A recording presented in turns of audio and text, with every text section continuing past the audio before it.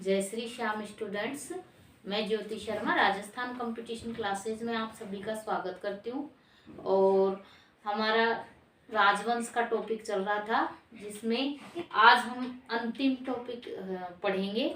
राजवंश का टॉपिक आज हमारा पूरा हो जाएगा और अंतिम इस चरण में हम करौली के यादव वंश को पढ़ेंगे।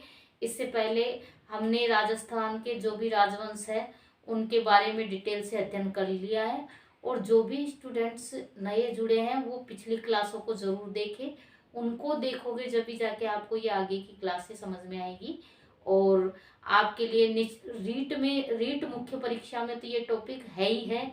और राजस्थान की आने वाली बहुत सारी एग्जामें ऐसी हैं जिनमें ये टॉपिक है, तो वो सबके लिए समान रूप से लाभदायी है। तो हर जो स्टूडेंट्स राजस्थान कंपटीशन की तैयारियां कर रहा है वो स्टूडेंट्स इसको पढ़ सकता है। तो स्टार्ट करते हैं करौली में यादव वंश। तो स्टूडेंट्स, करौली जो रियासत है उसमें यादव वंश का शासन था। कौन से वंश का शासन था?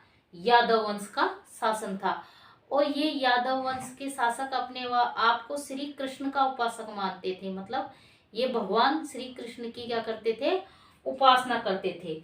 और ये भगवान कृष्ण के उपासक थे। और ये स्वयं को कौन से वंश का मानते थे? चंद्रवंशी मानते थे। कौन से वंश का मानते थे? स्वयं को चंद्रवंशी मानते थे। और यह जो करौली की जो यादव वंश है, यह मतलब भगवान कृष्ण की उपासना करने वाली दूसरी रियासत थी। जो कृष्ण है, कृष्ण की उपासना करने वाली ये दूसरी रियासत थी। पहली रियासत थी जैसलमेर और दूसरी रियासत थी करौली, जो कि भगवान कृष्ण की उपासना। करौली के भाटी वंशज भी अपने आप को भगवान कृष्ण के उपासक मानते थे और भगवान कृष्ण की उपासना करते थे। और जो दूसरी रियासत थी जो भगवान श्री कृष्ण की उपासना करती थी वो करौली रियासत थी। और ये ऐसे क्वेश्चन आ जाते हैं कि दूसरी रियासत कौन सी थी जो भगवान कृष्ण की उपासना करती थी, या पहली रियासत कौन सी थी, तो ऐसे क्वेश्चन आ जाते हैं। फिर नेक्स्ट इसमें शासक है विजयपाल। तो विजयपाल है जो करौली के यादव वंश का क्या था? ये संस्थापक था। कौन था करौली के यादव वंश का संस्थापक? विजयपाल। और विजयपाल ने 1040 ईस्वी मतलब 11वीं शताब्दी में करौली में यादव वंश की स्थापना की थी। कब की थी? 1040 ईस्वी में। 1040 ईस्वी में स्थापना की।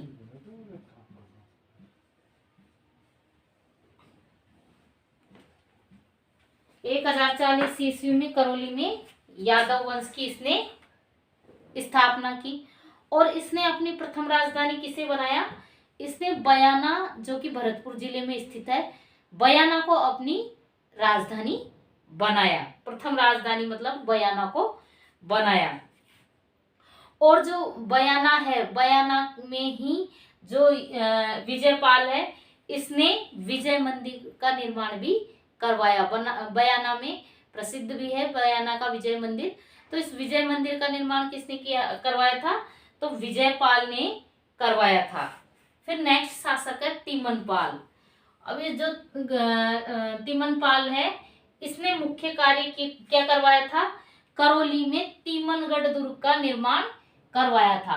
कई बार ऐसा क्वेश्चन पूछ लिया जाता है कि जैसे तिमनगढ़ दुर्ग कहाँ पर स्थित है, तो करौली जिले में तिमनगढ़ दुर्ग स्थित है। और इस तिमनगढ़ दुर्ग का निर्माण करवाया था तिमनपाल ने करवाया था। कई बार ऐसा क्वेश्चन आया हुआ है तिमनगढ़ दुर्ग का निर्माण, जो ज्यादातर बच्चे कंफ्यूज होकर इसको अलवर कर देते हैं।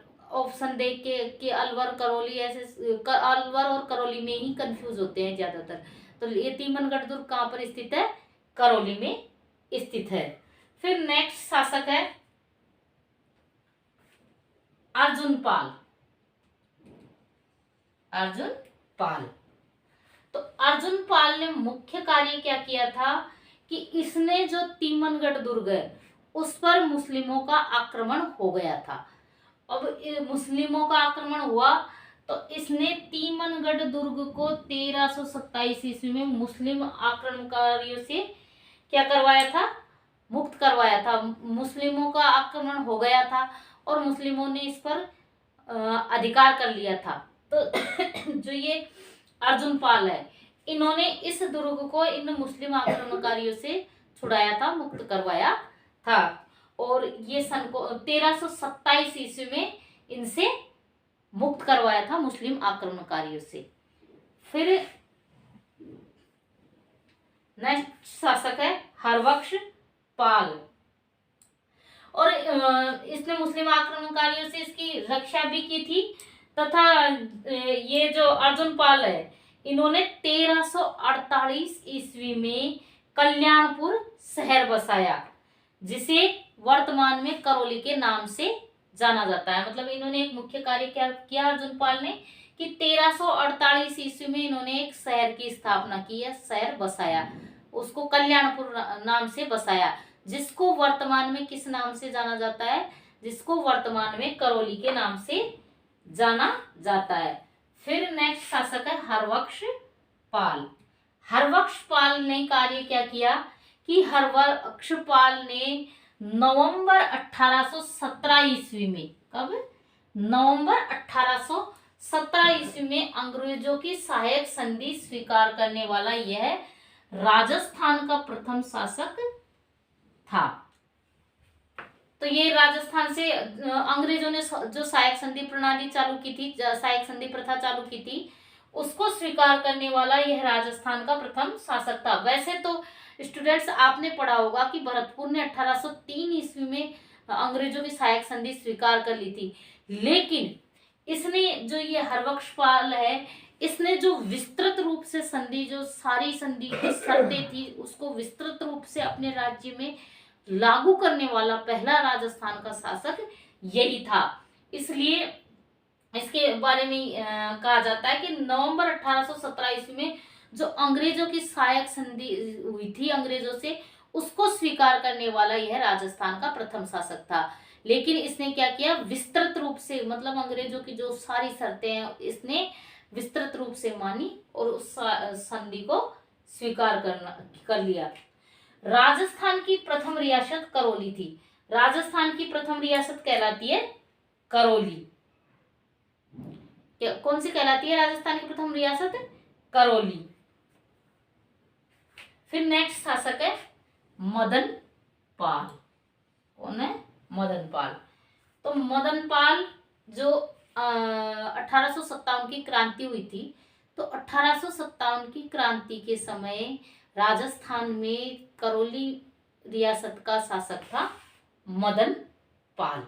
तो ऐसा क्वेश्चन कई बार आ जाता है, कई बार शासकों को पूछ लिया जाता है कि भाई उस रियासत का शासक कौन था, जयपुर रियासत का शासक कौन था, करौली का कौन था, कोटा का कौन था, तो कई बार पूछ लिया जाता है। तो ये क्वेश्चन ऐसा पूछा जा सकता है कि 1857 की क्रांति के समय करौली रियासत का शासक कौन था।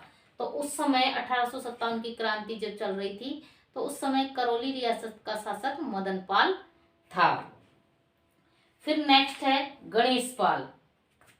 तो गणेश पाल जो शासक है करौली का, गणेश पाल, ये भारत की स्वतंत्रता, जब भारत स्वतंत्र हो रहा था, तो भारत स्वतंत्र हुआ और फिर स्वतंत्रता के बाद एकीकरण की प्रक्रिया चालू हो गई थी, क्योंकि भारत बहुत टुकड़ों में बटा हुआ था, बहुत सारी रियासतें थी उस समय भारत में, और उन रियासतों को एकीकरण करना जरूरी था, जब जाके एक एकीकृत भारत बना।